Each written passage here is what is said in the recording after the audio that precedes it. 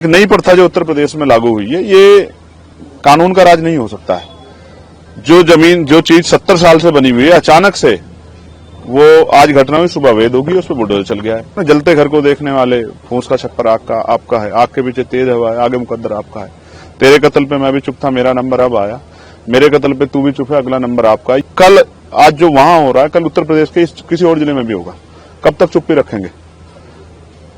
मेरे पास बहुत काम है, लेकिन जब वो अन्याय हुआ और वहां के लोगों ने मुझसे अपील की कि आपको आना चाहिए। अब सब लोग बड़ी बड़ी बातें करते हैं, लेकिन मुसीबत में कौन आता है साथ, ये देखने की बात है। देखिए, बरेली जाने का कार्यक्रम तो कल बना, उससे पहले पार्टी के कई कार्यक्रम थे। क्यों बना, इससे पूरा प्रदेश और देश वाकिफ। जिस तरह का अन्याय वहां हुआ है,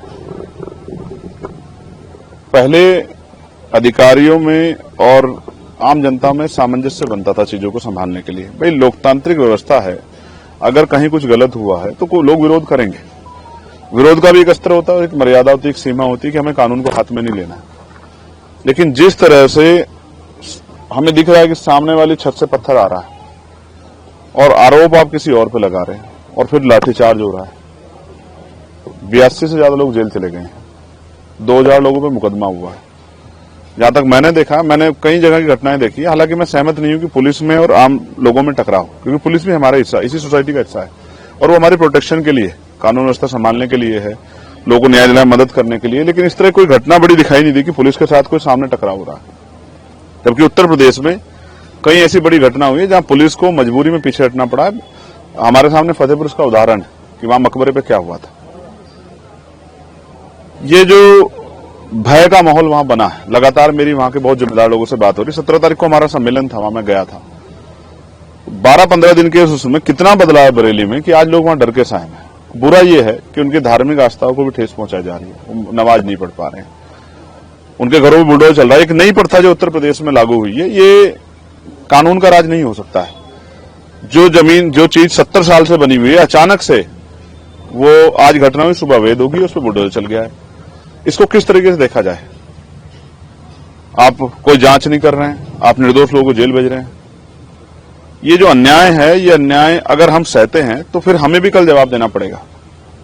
वो सुना ना आपने, जलते घर को देखने वाले, फूस का छप्पर आपका है, आग के पीछे तेज हवा है, आगे मुकद्दर आपका है। तेरे कत्ल पे मैं भी चुप था, मेरा नंबर अब आया। मेरे कत्ल पे तू भी चुप है, अगला नंबर आपका है। ये कल आज जो वहां हो रहा है, कल उत्तर प्रदेश के किसी और जिले में भी होगा। कब तक चुप्पी रखेंगे? मेरे पास बहुत काम है, लेकिन जब वो अन्याय हुआ और वहां के लोगों ने मुझसे अपील की कि आपको आना चाहिए। अब सब लोग बड़ी बड़ी बातें करते हैं, लेकिन मुसीबत में कौन आता है साथ, ये देखने की बात है। तो मेरी ये जिम्मेदारी बनती है कि आज जाके उनका हाथ पकड़ूं, उनके आंसू पूछूं, उनकी आवाज बनूं, उनके साथ जो अन्याय हो रहा है उसको लोगों के सामने लाऊं। और मैं करूंगा क्या जाके वहां? मैं कोई भीड़ तो जुटा नहीं रहा, मैं जाके पीड़ितों को सुनूंगा। ऐसा क्या हुआ जिस सच्चाई को छिपाने के लिए, वहां जाने से रोकने के लिए इतना बड़ा जो है पुलिस बल लगाया गया है। मेरी पुलिस से कोई लड़ाई थोड़ा ही है भाई। कहीं कोई घटना हुई है तो हम लोग राजनीति कर रहे हैं, हम लोगों की आवाज की बनने की लड़ाई लड़ रहे हैं।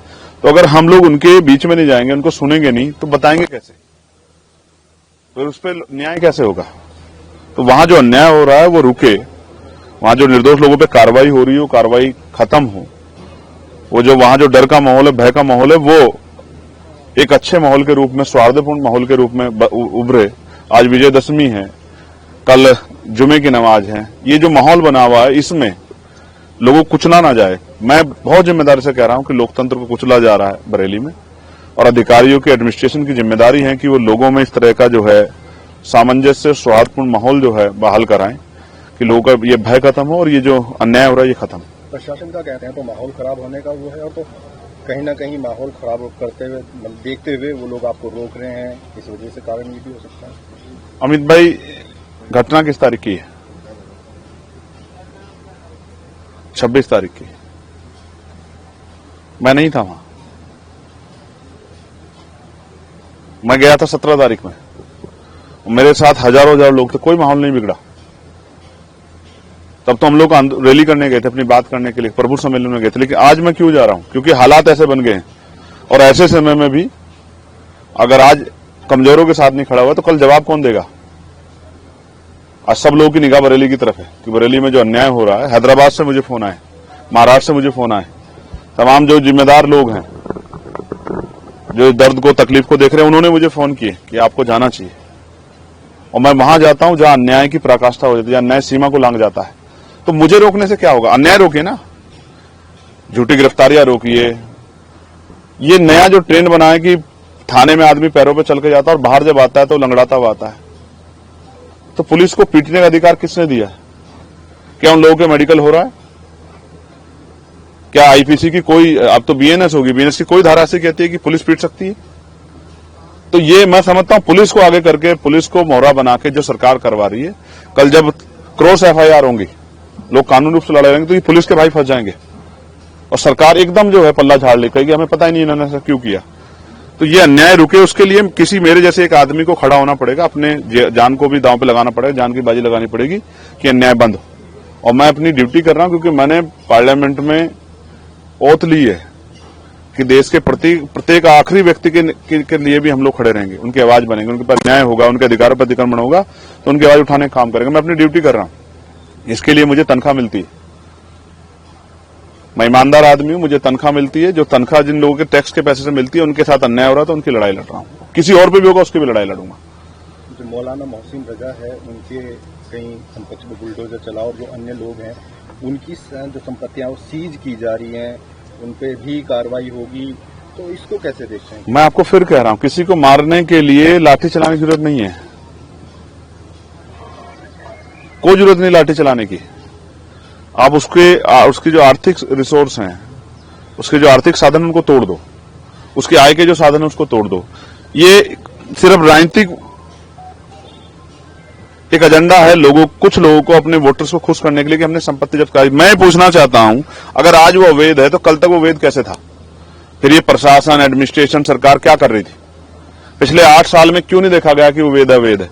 क्या लोगों ने जबरन कब्जे कर रखे हैं? लेकिन वो घटना के अगले दिन ही बाद अवैध कैसे हो जाता है? उसमें बुलडोजर कैसे चल जाता है? कौन से कोर्ट के आदेश चला? सुप्रीम कोर्ट की फटकार लगी सरकार को। फिर भी ये सरकार जो है, क्योंकि ये रोटी नहीं देगी, ये रोजगार नहीं देगी, ये महंगाई खत्म नहीं करेगी, ये कर्मचारियों के हितों का ध्यान नहीं रखेगी, पुरानी पेंशन नहीं देगी, ये नई नियुक्तियां निकालेगी, ये पेपर लीक नहीं रोकेगी, ये आशा, आंगनबाड़ी, भोजन माता, पीआरडी के जवान, होमगार्ड के जवानों को जो है वेतन वृद्धि नहीं करेगी, ये पुलिस के भाइयों को जो है पुलिस रिफॉर्म नहीं लागू होने देगी। तो ये इन सब चीजों को टालने के लिए, किसानों को खाद नहीं मिल रहा, डीएपी नहीं मिल रहा है, तो ये वो व्यवस्था लागू, इसलिए ये इस एजेंडे को मजबूती से वो करते हैं और ये सब सरकार की देखरेख में हो रहा है।